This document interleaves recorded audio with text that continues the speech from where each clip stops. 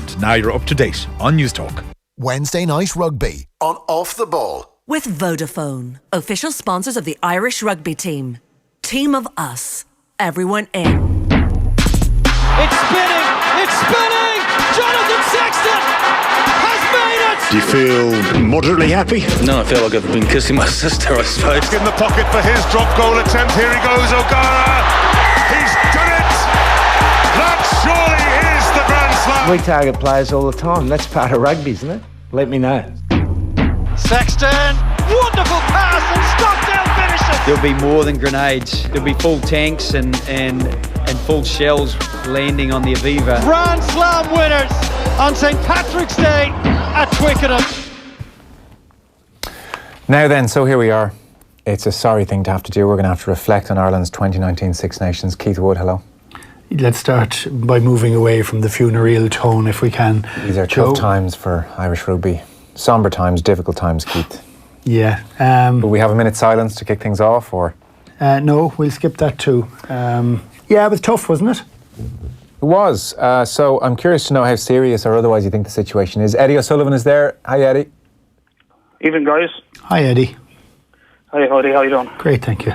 So 79 seconds in, Hadley Park scores a try. Wales are instantly settled down and they're enthused, and Ireland are on the back foot.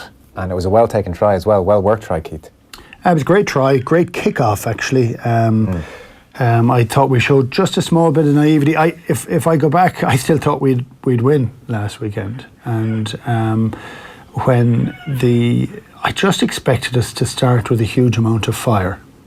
And controlled fire, I think, would have been the phrase as well. But we showed a little bit of naivety in catching. Stockdale caught the ball, but maybe he should have gone back a bit to try and jump into it, because he got bundled into touch straight away, which was a great kickoff from the start.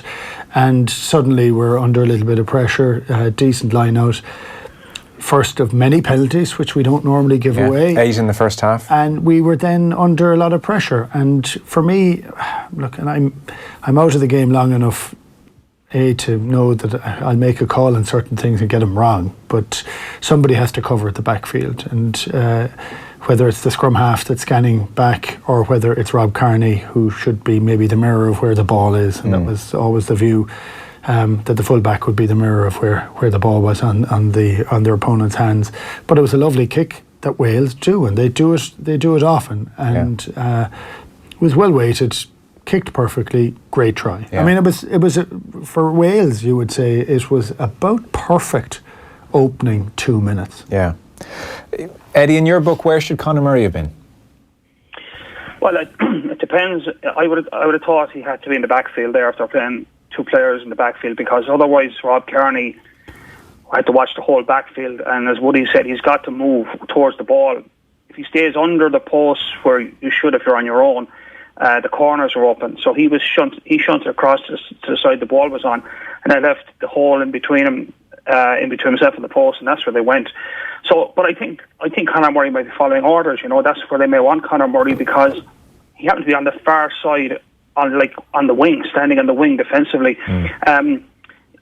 They've used Conor Murray. The history of this is that we've had problems before in the championship out wide. We've got Conor outside in the corners consistently enough throughout the last few years.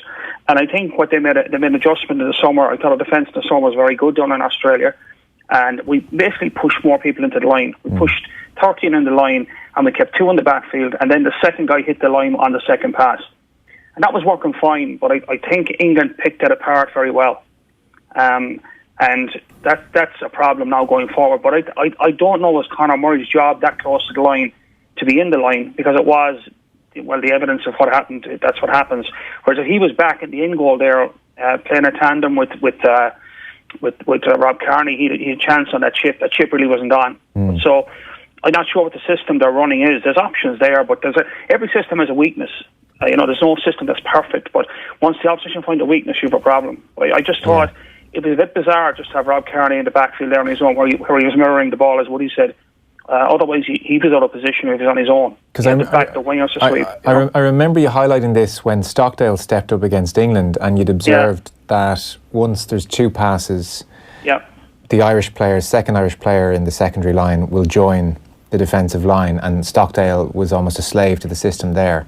So your point here is, in Murray's case, if it is policy, and it seems like it is policy, whatever a bit further up the field, certainly when you're 5-10 metres away from your own try line, it's not a great policy. No, you see for the spaces, and now they still have to put the kick in, but at that level, guys make those plays. That's why they're international players. It's very hard, and we've got caught behind our line for this year. England were the first team to really put us to the sword in that particular area. And I actually thought that we had adopted that attack ourselves against France. We kicked really well against France.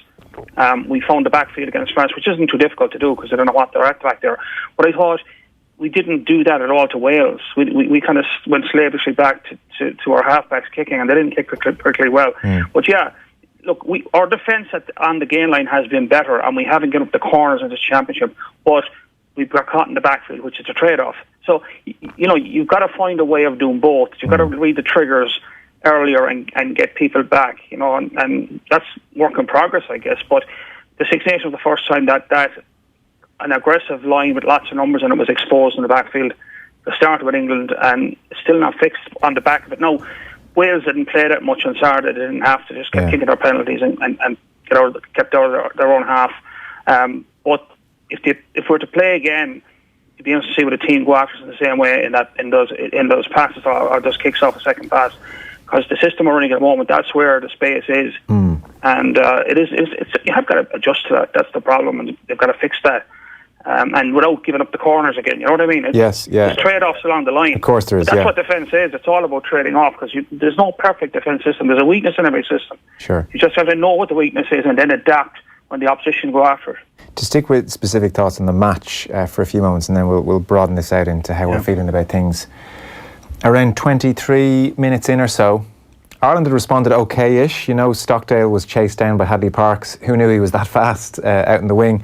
And then they had the option, kick to the corner or take points at about 10-0 down. And a lot of people have said, against a team of Wales's calibre on that type of day in the wet, you really got to consider making that game 10-3 as opposed to kicking for the corner. Yeah, I think there's an awful lot.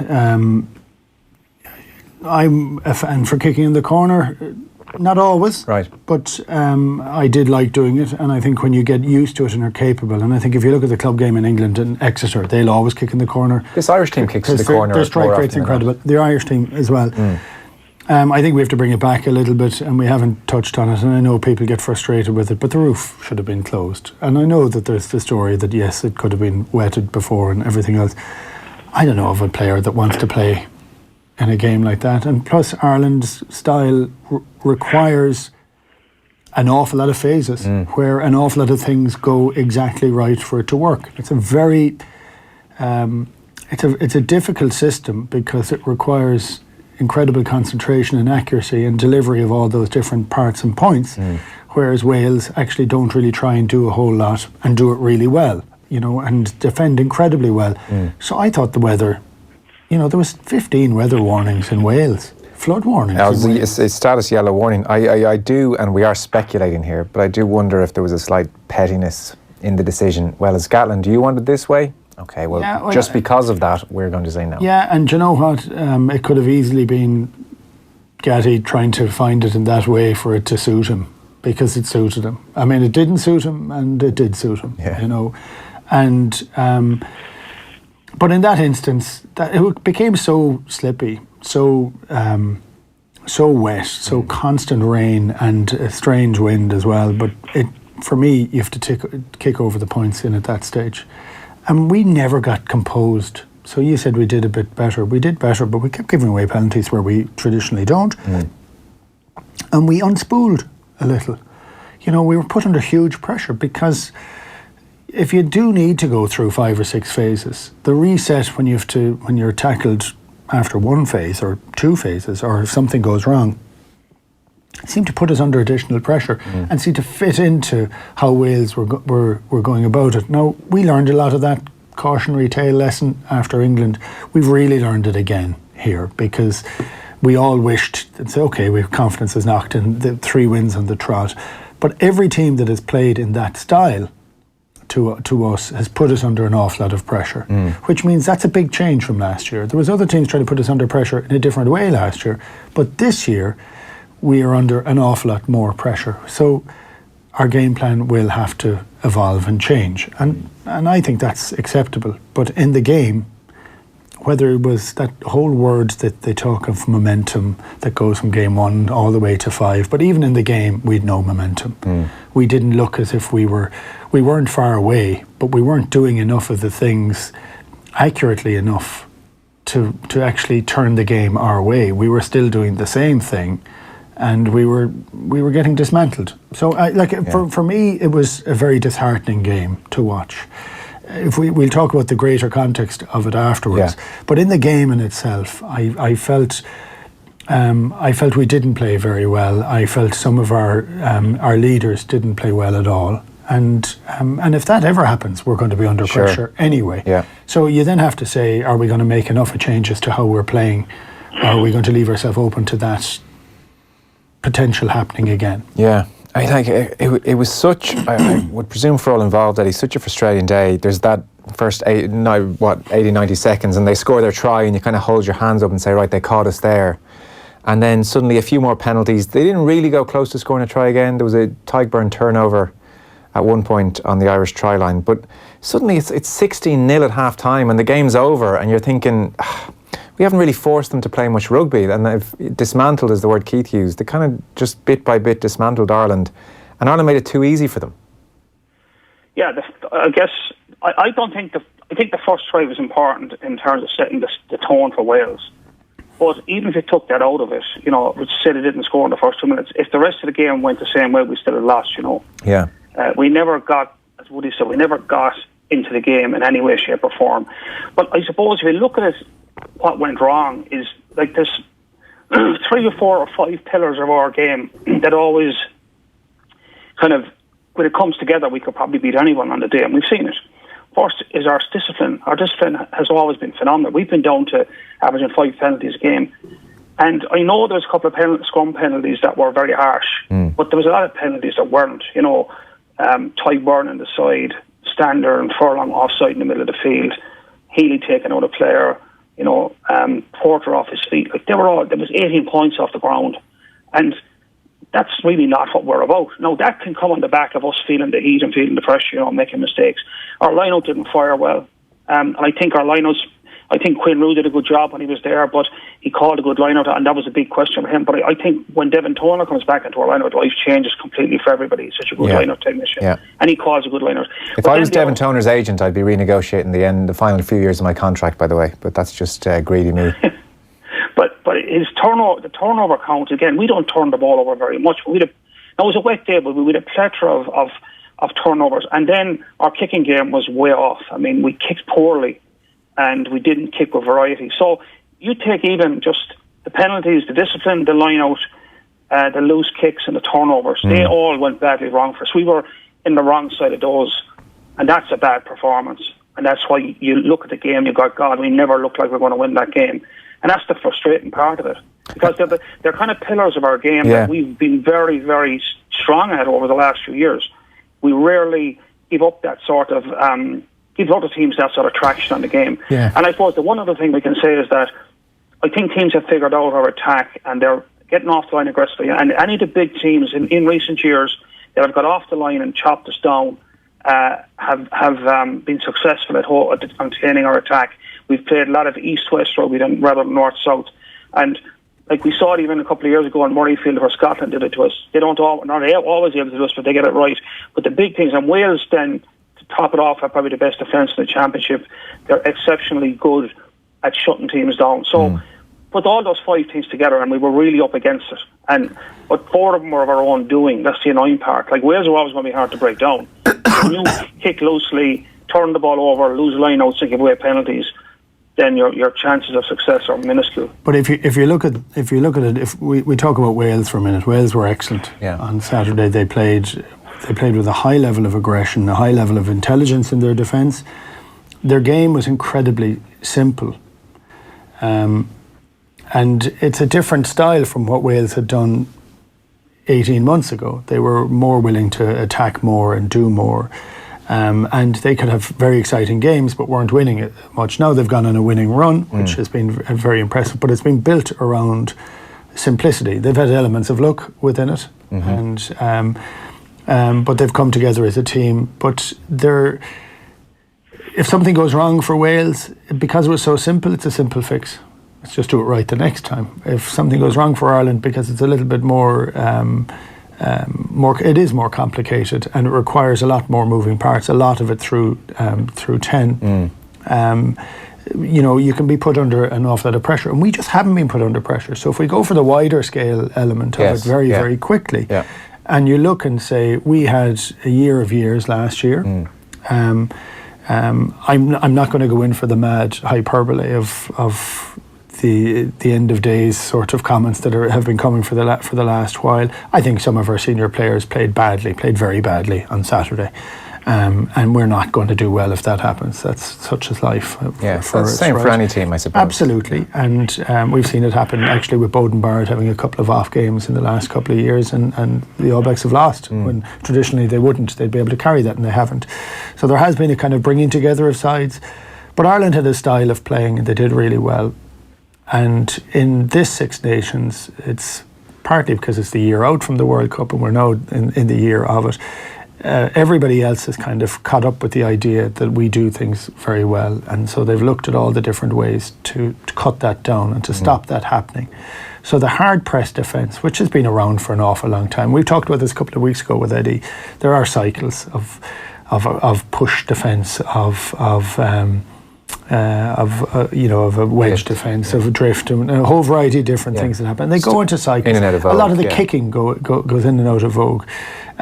So what has happened since November to now? They've definitely changed the rulings on lazy runners or runners running in front of the kicks, because there's suddenly, before there might be one person there's now five.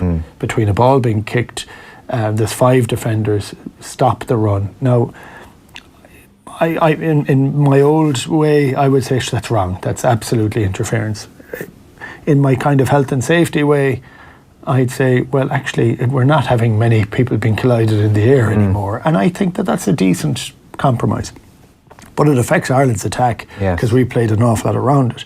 And after that, we are getting, our 9, 10 and 12 are just getting swamped with the ball. And that's what teams have done with us. So we're going to have to make a bit of a change to it. And if we make a change, that's great. And we are going to have to bring a little bit more, and something that's maybe, there may be a default, go back to something simple.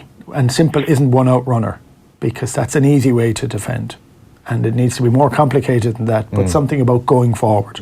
And I would always say, and the game has changed and is changing every time we look at it. Like every competition we look at it, it is changing, and there's a new variant and something else has happened to it. But when you're under huge pressure, you need to make certain that you're able to go forward. You need to get your forwards onto the front foot.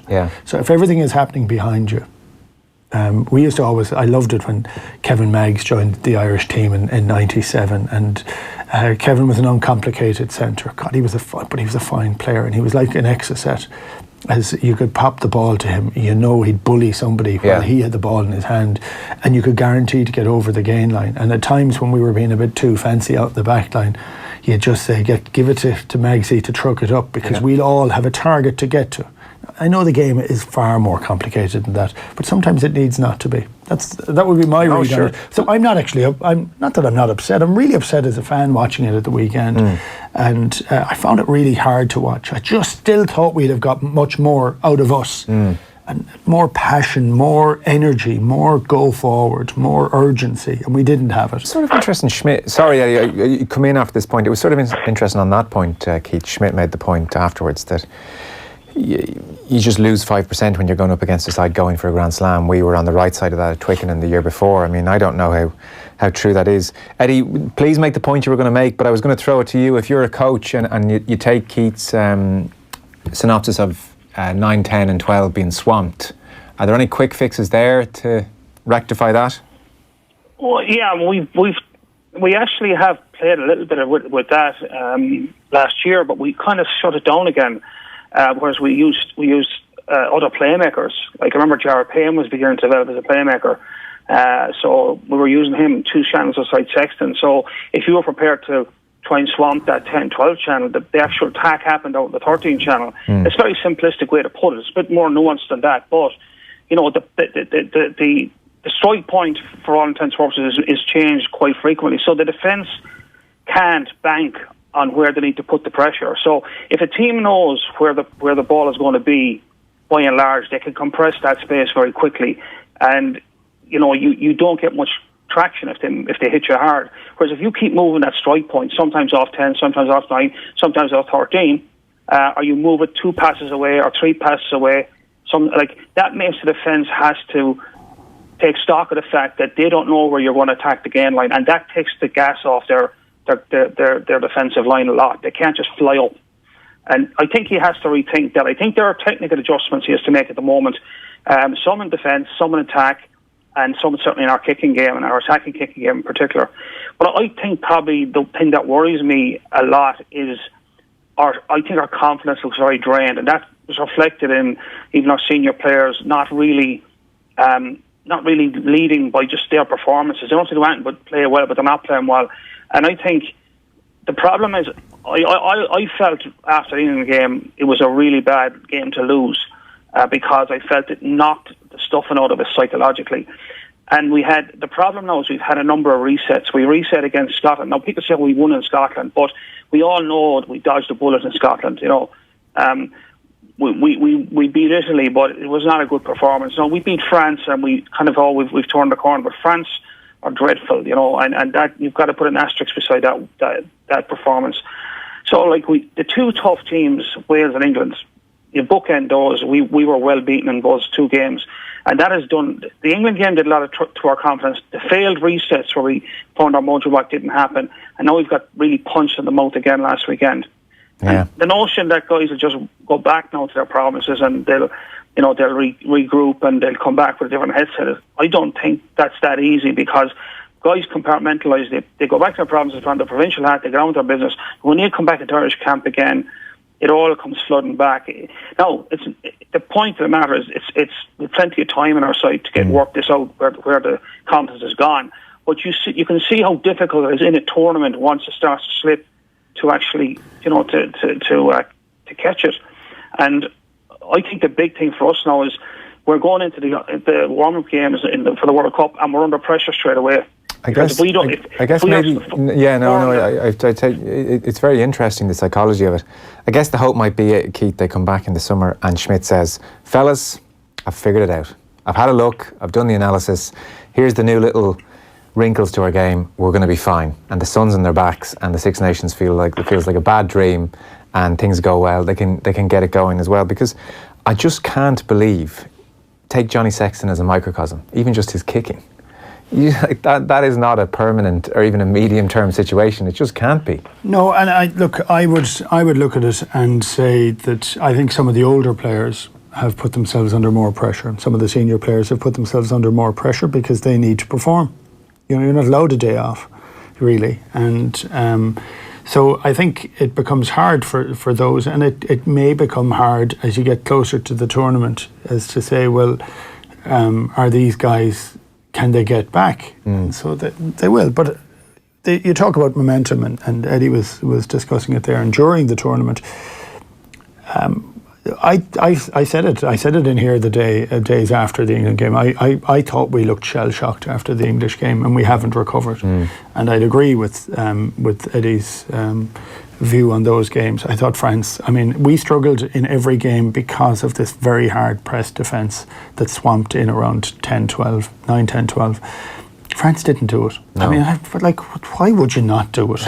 You know, and they just didn't do it. Yeah. So that's France. Yeah, it is. I hate those Yeah. bloody stereotype and cliches that we constantly fall into. But momentum now, that's gone. And yes, they go back to the clubs and they try and get their act together and try and get whatever it is that's missing. You know, Johnny Sexton's had a really tough. Are you worried? Like, so people are talking about O'Brien and Sexton now, and especially O'Brien, and saying the World Cup, this is now not a guarantee. This is a worry. I'm not in that camp, because I actually do believe that they're quality players. Now that doesn't mean that they will play, right? But I think they're quality players to get back to where they need to be to play. Absolutely. But they looked like a shadow of their former selves, and that's just a whole variety of different things that's sitting in. There's the expectation from us, from everybody else that's talking about it. Their own pride. They won everything last year. Yeah. And so this is a bit of a kicking, right? So that's fine. Let's leave that alone. You can get over that. And now when they go back to the clubs, they get a bit of joy back into it, a bit of crack. They're not in that full idea. And, they're not being queried about it all the time. Yeah. I think they should get away from it. I'd stop reading stuff, stop listening to stuff. They don't need that information. They need to just get away and think of why they played and why they enjoyed it. Yeah. And Eddie's right, there's plenty of time. There does need to be some changes to it. There may need to be changes to personnel. There may need to be people that are brought in that we wouldn't ordinarily think of, but may need to come in just to shake things up a little. Because at the present moment in time, I think we've been putting, I don't know what this is, but all of our key players have been injured. All of them. They've all been coming back in again. If you go back when Joe Schmidt started with Ireland, they didn't get picked.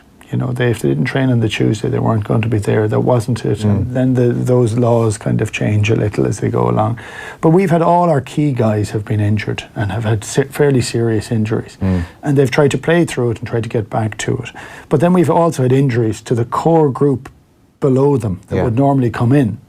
So then you're saying there's a core group further down, and you're saying, yes, we'll bring those all in. But that's where a lot of the difficulty lies. No, it's true. You use 36 players across the Six Nations. Yeah. And there's a great thing in that.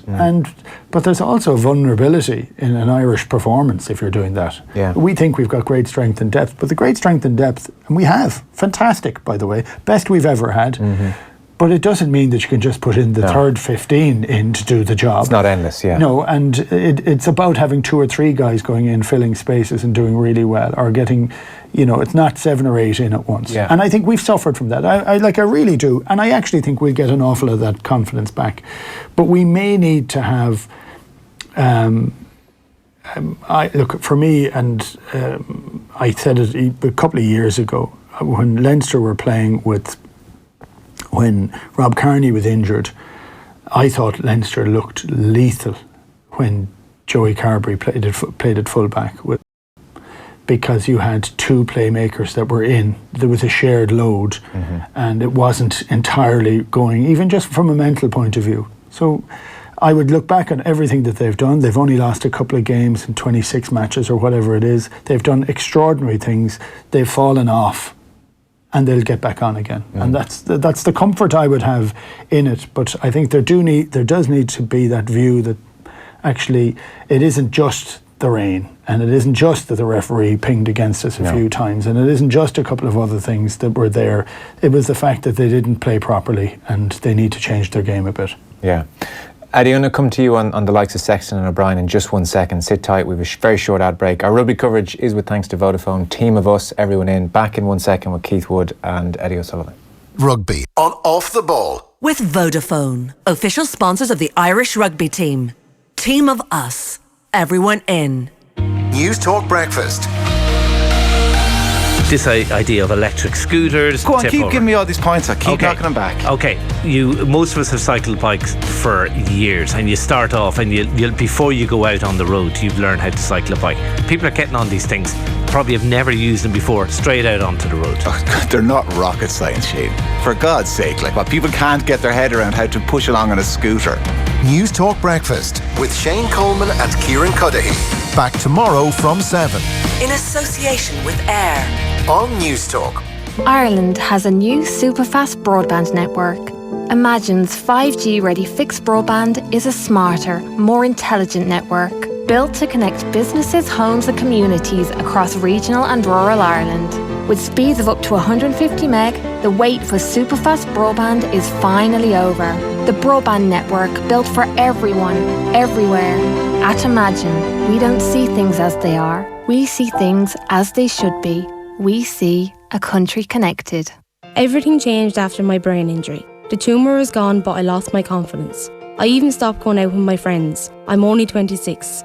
But that was before I found Acquired Brain Injury Ireland. They've given me a new lease of life, and I do things now I never thought possible. Brain injuries happen in the blink of an eye. That's when you and your family need every support to rebuild your lives. At Acquired Brain Injury Ireland, we provide personalised rehabilitation because every brain injury is unique. Learn more at abiireland.ie. At Energia, we've always been the power behind bigger savings for small businesses.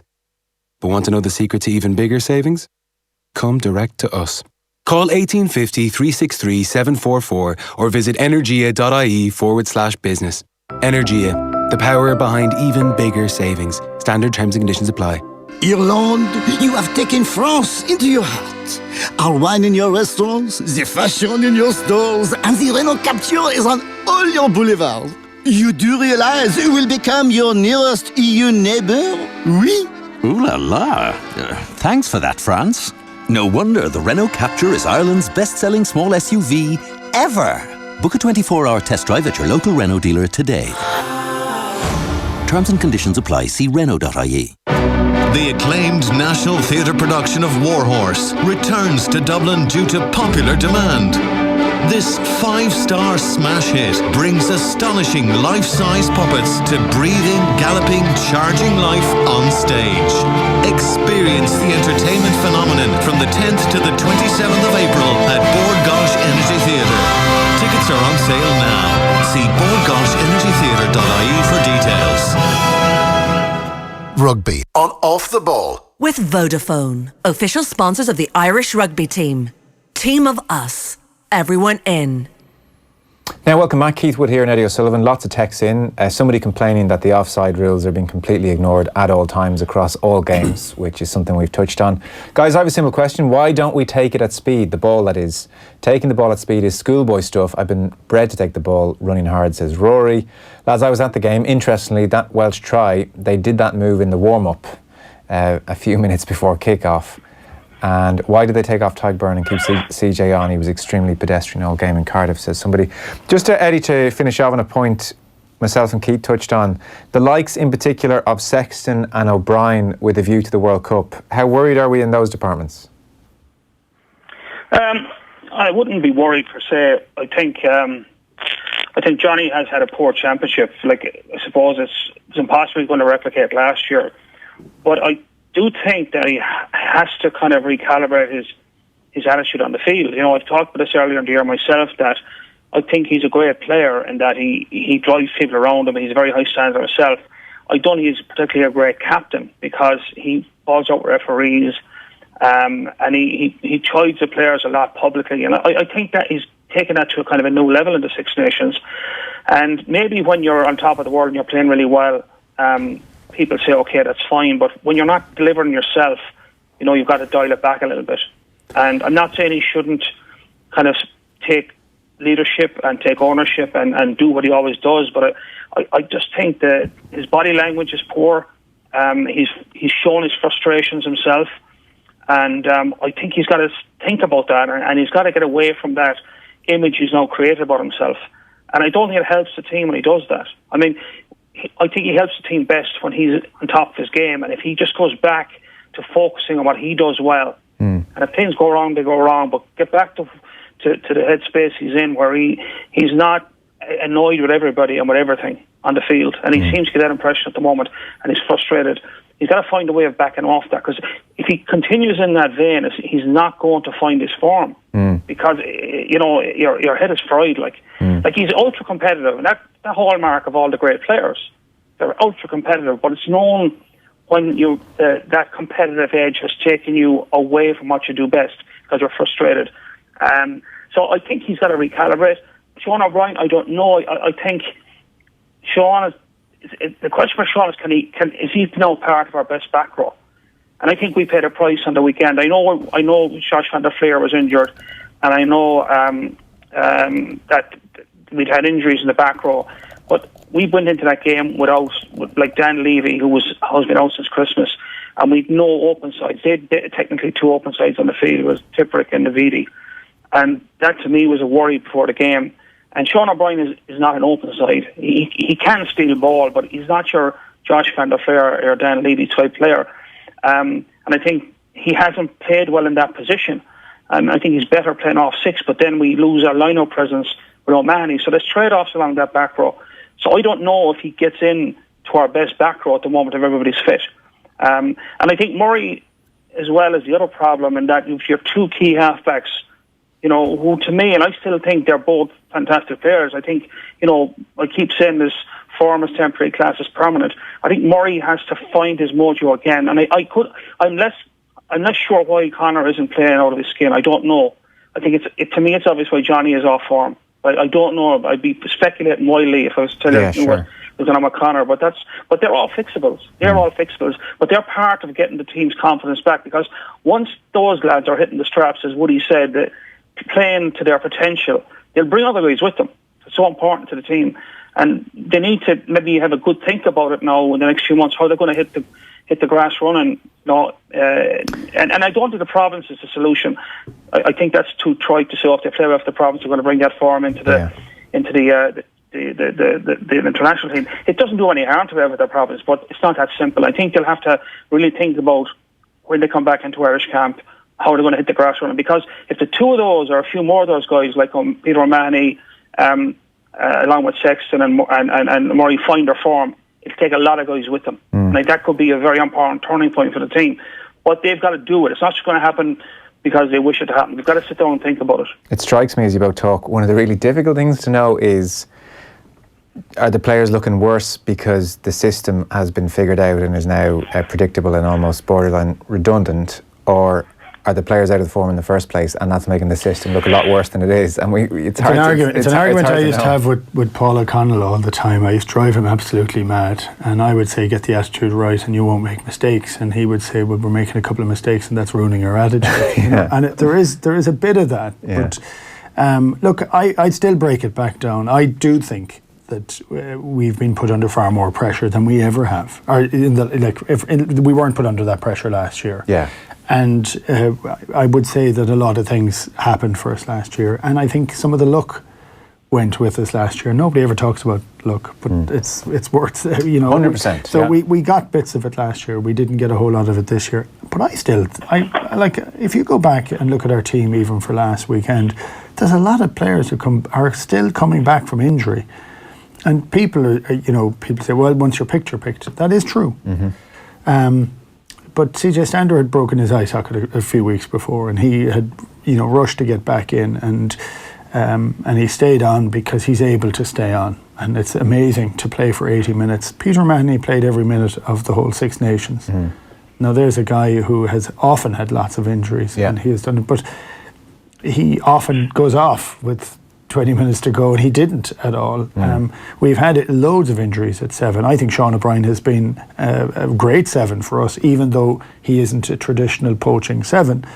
But he has been trying to come back from injury, and he just gets fit. He's just running. He plays a few minutes, and then he's back playing for Ireland. I've done that myself when it wasn't anywhere near as tough. Comparatively, it was maybe, but. And you would hope to do incredibly well if you've been off for a while on one game. It's very hard to do it for the second and third game afterwards. And that is so. But you look at the team and you say, actually, this is all the players we're talking about. There's very few that are. Ty Byrne is only coming back, so he is only coming back from a big injury, and he's played little to no rugby, and he is in playing. So we're just saying they're all coming back. It's the same for Carney, same for Henshaw's in and out, Ringrose. Same, so it's there. We were writing off Carney a couple of years ago because he'd been out injured for a while. He came back. He was sluggish when he came back. Didn't quite get there, and then got a run of games together and came back and was fantastic. And then had delivered really, really well. He gets injured again. Takes him longer. He's older, so it's about trying to get all these guys primed and ready for the World Cup. And we are still back a little bit, thinking, well, we'd really rather not have as many injuries going in, To begin to wrap this up, a quick one, Keith, on Joe Schmidt and how you think he's handling everything. So, he's been criticised for the Henshaw decision against England, the Roof decision, for instance, at the weekend, and in his post-match press conference on Saturday, I suspect he'd take it back now, but he was even saying, and another thing, it doesn't help when your team's in the media on a Wednesday. Yeah. As if Warren Gatland is checking, Irish media on a Wednesday morning for... we can all guess 13 or 14 in the team anyway. It was a strange kind of thing. And I was listening to Luke Fitzgerald's podcast, and he did say if he could, if I could offer Schmidt one piece of advice almost from working under him, like at the 2015 World Cup, this paranoia about the media and them getting the team, or them getting, Robbie Henschel's got a hamstring. Why is that in the media? They shouldn't be reporting that almost.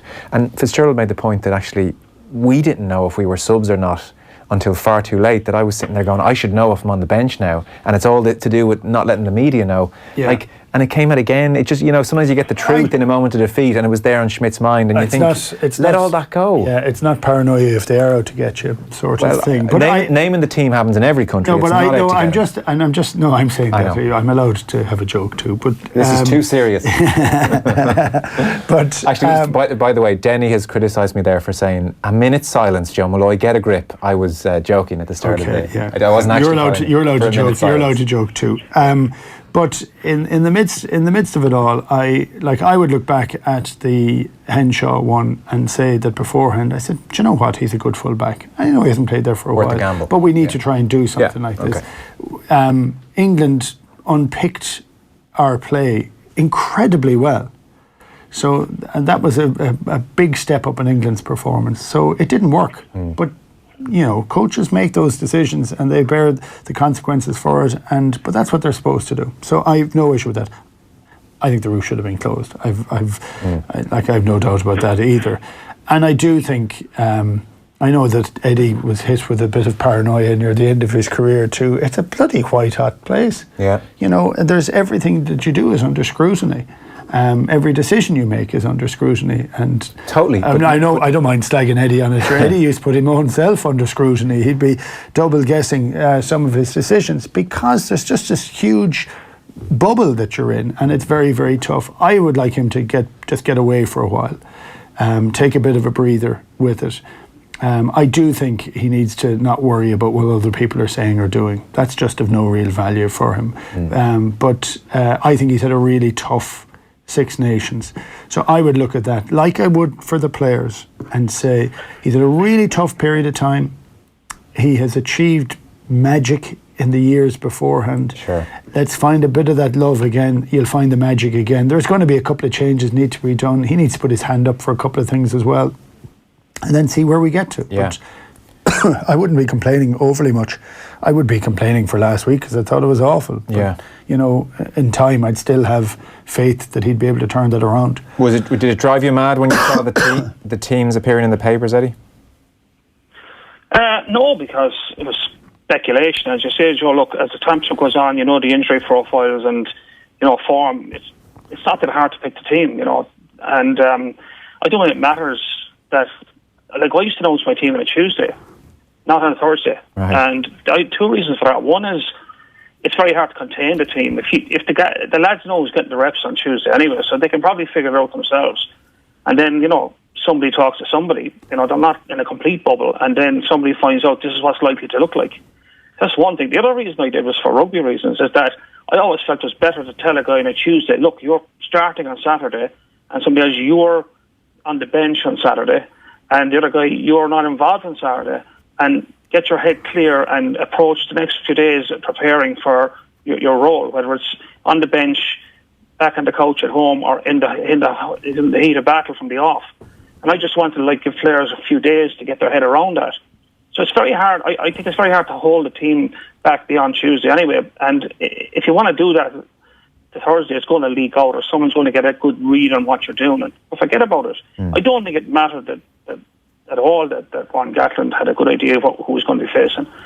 Now I guess when somebody maybe takes a knock on a Monday or Tuesday and they're 50-50 for the game, you don't want to broadcast that, because if they come through, he might be carrying a bit of a knock on his thigh or something. No, that's fine.